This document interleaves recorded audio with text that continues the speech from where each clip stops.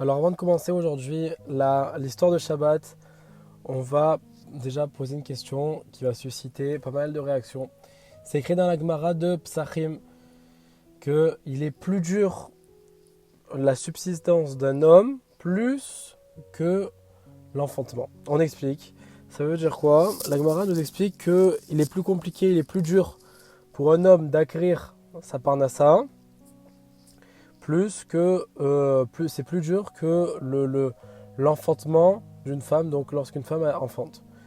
Alors évidemment, ça suscite des réactions parce qu'on ne peut pas mesurer tellement c'est grand la souffrance d'une femme qui accouche, tout ce que ça peut endurer lors de la grossesse, lors de l'accouchement, le après, c'est très grand. Comment la Gemara peut nous dire ici que la parnassa d'un homme qui tente de travailler, qui tente d'acquérir sa subsistance à la sueur de son front, c'est plus dur que le fait d'enfanter. Alors, justement, la sueur de son front, c'est la source de ces deux, à la base, malédictions qui se trouvent dans la paracha de Bereshit, qu'on va lire dans à peine quelques jours.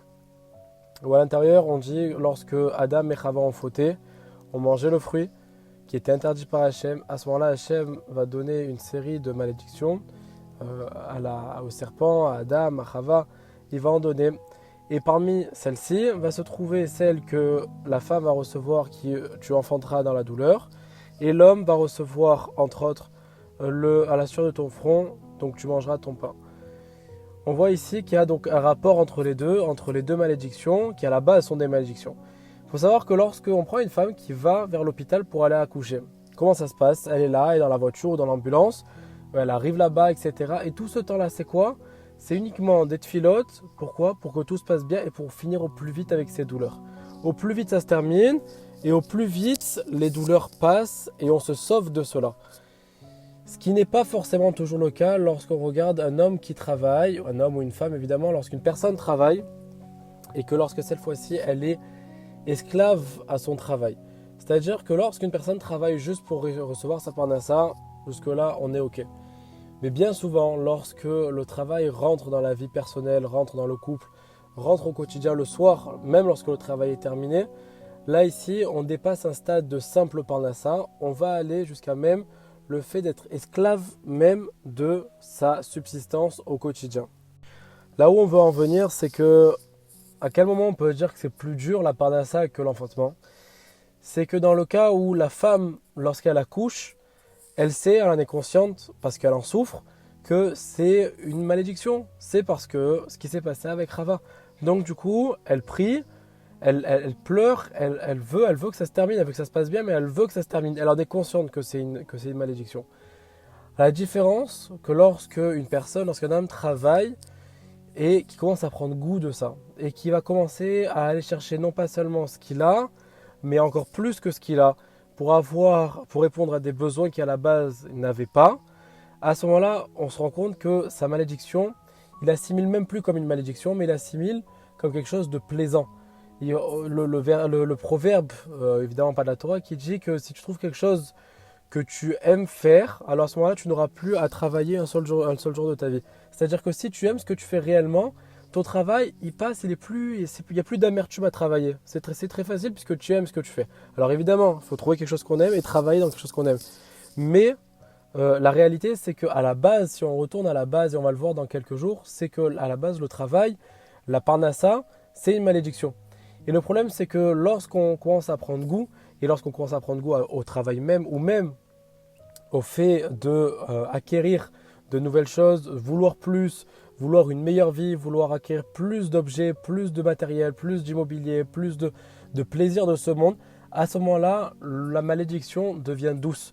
Et non seulement ce n'est plus la malédiction qui court après la personne, comme ça pourrait être le cas lors de l'accouchement, où la femme est confrontée à cela. Forcément, elle est face à ça, c'est-à-dire qu'elle a un bébé dans le ventre, si elle veut qu'il sorte, il faut passer par ses souffrances. À la différence, l'homme ici, ce n'est pas lui qui court après, mais c'est souvent la malédiction qui est devant et lui qui court derrière la malédiction. Comme pour dire, une seconde, encore 5 minutes, encore 5 minutes. La femme ne dira jamais lorsqu'elle accouche, allez, encore 5 minutes de souffrance, encore 5 minutes de pleurs, encore 5 minutes où je souffre pendant que j'accouche. Non, elle veut à tout prix. S'il y avait moyen d'accoucher en l'espace de 15 secondes, la femme dirait oui de suite, ça paraît évident. Et à ce moment-là, la souffrance terminerait. Alors qu'un homme, très souvent, évidemment, le fait de travailler, c'est quelque chose qui est compliqué. Mais très souvent, l'homme est là et se dit, encore une fois, l'homme avec un grand H, l'homme se dit une seconde, encore 5 minutes, je peux peut-être faire ça. Et si j'arrive à faire ça, peut-être que j'arriverai à mieux, peut-être que j'arriverai à plus, peut-être que j'arriverai à doubler mon chiffre. Évidemment, la malédiction, elle est là. C'est une double malédiction en conclusion, c'est-à-dire que c'est là où on dit que la souffrance de la parnassa est plus grande que la souffrance de l'accouchement. Pourquoi? Parce qu'ici, on a une double malédiction. Pour celle de la femme, c'est une malédiction, elle souffre, ça c'est sûr. Pour celle de l'homme, où il doit acquérir, faire plus, chercher plus, la malédiction, elle est double. Pourquoi? Parce que non seulement il y a la malédiction où il travaille, où il doit être assis, enfin où il doit être debout constamment pour travailler, ça c'est un. De deux, la malédiction, elle est là où il ne s'en rend même pas compte. Il n'est même plus conscient qu'en réalité, là, c'est lui qui poursuit la malédiction, il cherche après. Comme quelqu'un qui, au final, se fait taper et qui court derrière le mec qui le tape pour pouvoir aller lui chercher des coups afin d'en avoir plus. Donc, évidemment, on voit ici. Et on raconte du coup cette histoire d'un homme qui travaillait, mais pour autant qu'il n'arrivait pas forcément à avoir une vie de luxe. Il arrivait à joindre les deux bouts, il arrivait même à avoir une vie confortable, mais il souhaitait plus, il voulait plus, et à ce moment-là, il essayait de travailler plus. Lorsqu'il a été voir son Rav, il a dit: Rav, donnez-moi une solution parce que je suis en train de galérer et ça ne peut pas durer comme ça. Je veux avoir une plus belle maison, je veux avoir pourquoi pas un bateau, j'aimerais avoir et j'y arrive pas. Son Rav lui dit: écoute, tu sais quoi, j'ai une solution pour toi. Je te propose d'aller au chouk. Vas-y demain matin. Et là, tu vas me dire ce que tu y vois. Là-bas, tu verras un signal, tu reviens me dire ce que tu as vu et tu trouveras ta solution. L'homme va évidemment écouter son Rav, il va être tellement impatient le soir, il va même pas réussir à dormir, il se dit peut-être que en fait, mon Rav m'a donné une solution magique, peut-être une prophétie, il y a Wanavi qui sera peut-être au chouk et à ce moment-là, je vais tomber peut-être sur un lingot d'or, je vais tomber sur une affaire miraculeuse, peut-être sur quelqu'un qui va me donner du travail encore plus, encore mieux. Il va pas réussir à dormir. Le lendemain matin, il va se lever aux aurores et il va aller au marché, il va attendre. Et là voilà qui tourne pendant une demi-heure, 1 heure, 2 heures, il voit rien. Enfin, les marchands qui viennent avec leurs marchandises, leurs chevaux, leurs stands, et là ils déballent, ils remballent, ils s'en vont. Et là il attend, et là il se dit: bon, mon Rav n'avait toujours pas donné en fait de signal comme quoi je pouvais revenir. Il m'avait pas donné d'horaire particulier sur lequel il fallait que je rentre. C'est que potentiellement il faut que je reste jusqu'au bout. Et là il reste, et toute la journée il reste, et jusqu'au soir, la nuit commence à tomber.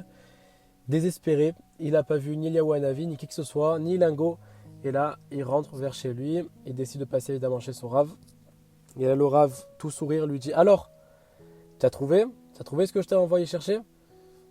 Évidemment, il se contrôle, c'est son Rav, donc du coup, il s'énerve pas. Mais il lui dit: Rav, avec tout le respect que je vous dois, il n'y avait rien du tout. J'ai rien vu, c'était complètement vide de sens. Plein de gens, plein d'animaux, plein de stands, mais vide de sens. Et là, le Rav va lui dire: tu es bien certain que tu as bien regardé partout, tu as regardé à droite, à gauche, comme je t'ai dit de chercher, tu as fait le tour du marché comme il fallait? Il dit: Rav, je vous assure, j'ai rien vu, il n'y a rien qui a attiré mon esprit. Je dis: voilà, peut-être un petit truc, mais bon, ça paraît tellement dérisoire. Ok, dis-moi, c'est quoi, lui dit le Rav. Il dit: je sais pas, j'étais là, j'étais assis, pendant que j'attendais, que je cherchais.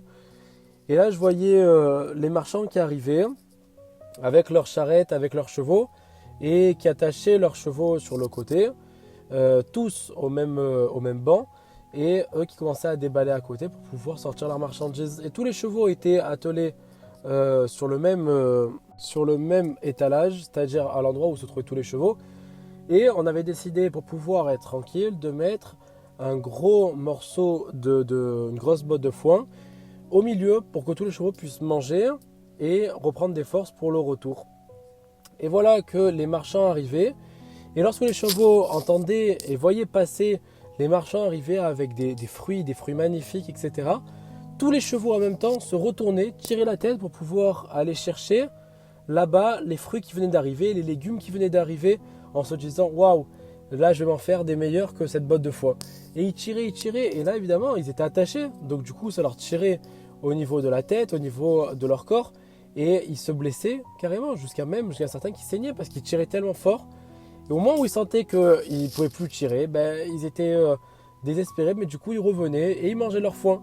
Et comme ça, une reprise, deux reprises, trois reprises. Je crois qu'il y avait un nouveau marchand qui arrivait avec son étalage, avec des fruits, des légumes, à manger, etc. Tous les chevaux se retournaient, ils se cassaient la tête et puis au final, ils revenaient vers leur botte de foin. Et alors il lui dit le Rav, bon et alors qu'est-ce que tu en as compris ici? Rav, je dis la vérité, j'ai rien compris, mis à part le fait que les chevaux mangent du foin, enfin c'est pas...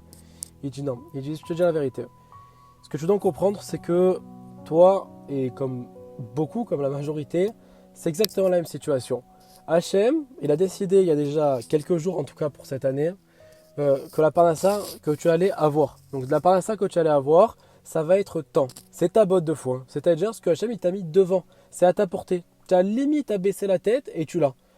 Mais évidemment, ce que tu vas faire, c'est que tu vas aller chercher à droite, à gauche, comment je peux aller chercher plus, comment je peux aller acquérir plus. Voilà que ça a l'air bien meilleur là-bas. Et évidemment, tu vas tirer et tu vas tirer. Mais ce qui va se passer, c'est que tu vas te faire mal. Pourquoi? Parce que c'est pas pour toi, c'est pas fait pour toi à ce moment-là. Les fruits et les légumes qui sont passés, c'était pour des humains, c'était pas pour des chevaux. Donc toi, tu vas tirer ta tête et tu vas aller essayer d'aller chercher. Sauf que tu es attaché et Hachem a dit si je ne l'ai pas mis à l'endroit où tu dois manger, c'est que c'est pas pour toi. Donc ça sert à rien de tirer ta tête. À ce moment-là, tu vas te faire mal. Et lorsque tu vas comprendre que c'est pas pour toi, bah, tu vas reposer la tête et là tu vas te rendre compte que tu as mangé devant toi. Hachem il t'a déjà mis à manger. Donc comprends la leçon. Comme ces chevaux-là, que ça sert à rien de tirer. Tu vas perdre du temps, de l'énergie, tu vas te faire mal, alors qu'au final Hachem t'a déjà mis devant toi ce que tu allais avoir. Et ça quoi? Avec la facilité. Donc qu'on comprenne. C'est comme on raconte l'histoire d'un fou qui a été voir son médecin. Il lui dit docteur, j'ai un grand problème, c'est que je me prends pour un cheval. Je ne sais pas pourquoi, le matin je me lève, je pense que je suis un cheval. L'après-midi, je pense que je suis un cheval. J'arrive quelque part, à la limite, c'est comme si je mangeais du foin. Et là, le docteur lui dit, mais depuis quand tu es comme ça? C'est quand que ça commence à t'arriver? Il lui dit, bah, depuis que je suis un poulain, je suis comme ça. Évidemment, donc c'est rigolo, mais ça sous-entend que dans la société, on inculque ça déjà très jeune, que quoi, il faut aller chercher plus. Alors évidemment, il faut être ambitieux. Mais lorsque Hachem te donne quelque chose, lorsque Hachem t'a réservé, c'est que c'est le meilleur pour toi. C'est devant toi. Hachem, il te l'a mis pour que ça soit avec facilité. Et en plus, avec facilité, et toi ne vas pas chercher donc du coup plus loin pour aller chercher quelque chose dont tu vas te faire mal, qui n'est pas réservé pour toi, et à ce moment-là, qui va plus te causer des soucis, plus qu'autre chose. Donc qu'on puisse savoir et reconnaître que Hachem, c'est vrai, il nous a mis ce fardeau-là, et que ça ne soit pas un fardeau, mais il nous a mis cette malédiction de la parnassa. Mais si on sait faire confiance à Hachem, et si on sait juste pencher la tête pour manger ce qu'Hachem nous met devant nous, à ce moment-là, on s'évitera des grands problèmes, et Bezrat Hachem, ça sera plus une bracha que quoi que ce soit, et on aura une excellente année remplie de brachot. Bezrat Hachem. Chag Sameach, Shabbat Shalom.